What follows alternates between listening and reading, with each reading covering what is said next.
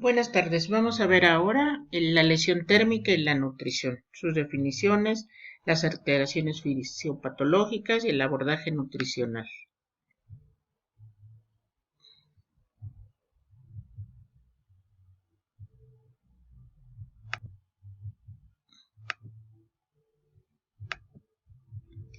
¿Cómo se define una quemadura? Son lesiones producidas por alteraciones de origen térmico, calor, frío.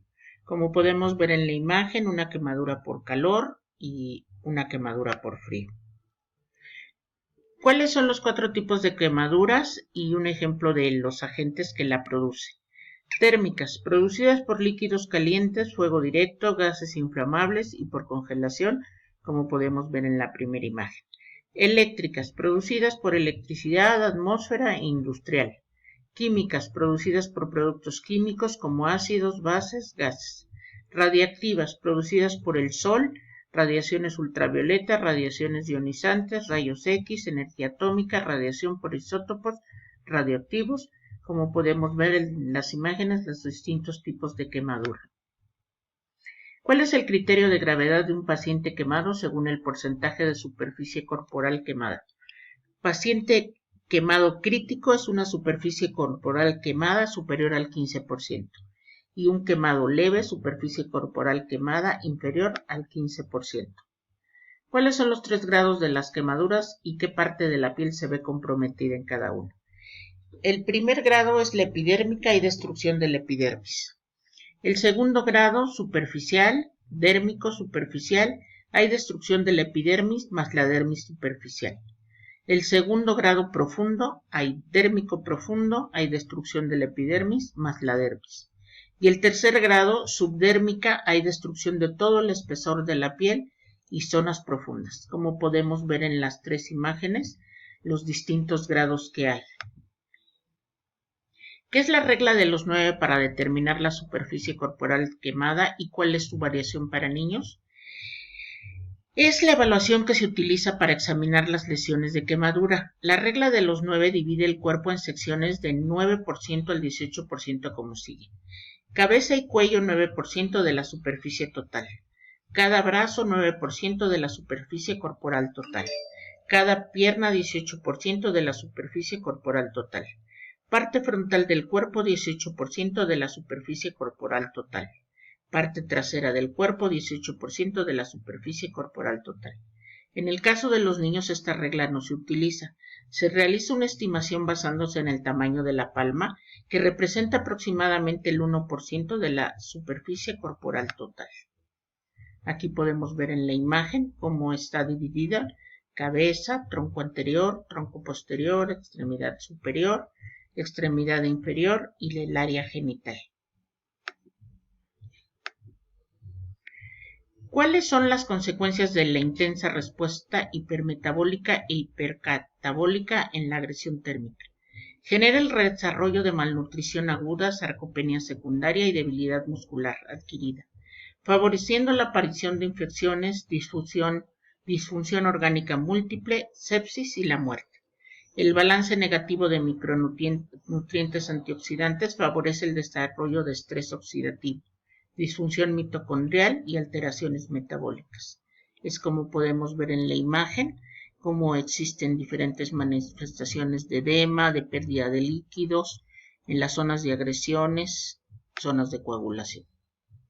¿Cuál es el déficit energético y proteico estimado en el paciente quemado? 943 más menos 654 kilocalorías días y un déficit de proteínas de 49 más menos 41 gramos por día. ¿En qué porcentaje se eleva el gasto basal en el paciente quemado? El gasto basal en un paciente quemado se eleva en un 85.4%. ¿Cómo se hace el consumo de oxígeno del paciente quemado crítico respecto a una persona sana? En un paciente sano, las 2/3 partes del consumo de oxígeno está acoplado a la fosforilación oxidativa y 1/3 se atribuye a la termogénesis. En el paciente quemado crítico, 1/3 de la respiración mitocondrial acoplada con la fosforilación oxidativa y 2/3 partes son disipados como calor.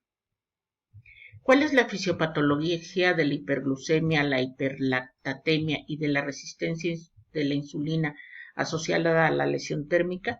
La fisiopatología de la hiperglucemia está asociada al hipercatabolismo, hipermetabolismo, retardo en la curación de las heridas, mayor incidencia de infecciones y mayor mortalidad. La resistencia a la insulina asociada a la lesión térmica induce al estrés sobre el retículo endoplásmico en piel, tejido adiposo y muscular. ¿Cuál es el efecto fisiopatológico de la lesión térmica sobre las proteínas? Los pacientes quemados graves tienen requerimientos proteicos en un 50% mayor. Dicho requerimiento debe no ser menor al 20-25% del aporte calórico. Existe una depresión proteica aguda asociada a la disfunción inmune, alteraciones en cicatrización, úlceras por presión, mayor incidencia de infecciones, como podemos ver en la imagen de un pie quemado. ¿Cuál es la pérdida de nitrógeno estimada en la lesión térmica? En pacientes quemados se ha estimado que en 1 metro cuadrado de piel quemada genera una pérdida diaria de nitrógeno de 20 a 25 gramos, determinando una pérdida del 20-25% de la masa magra corporal. La pérdida media de nitrógeno en el paciente quemado sin terapia nutricional supera los 0.2 gramos de nitrógeno kilogramo día. 5 alteraciones fisiopatológicas en el metabolismo de los lípidos son la movilización de ácidos grasos desde el tejido adiposo, incremento de los niveles de catecolaminas, glucagón y adenocorticotrofina, aumento persistente en niveles de glicerol. Los ácidos grasos son reesterificados por un aumento de la lipoproteína LDL, triglicéridos y descenso en los niveles de cuerpos cetónicos. Aumento de ácidos grasos saturados y monoinsaturados por acción proinflamatoria. ¿Qué nutrientes se ven alterados en la lesión térmica? Cobre, selenio, zinc, boro, bromo, hierro y yodo.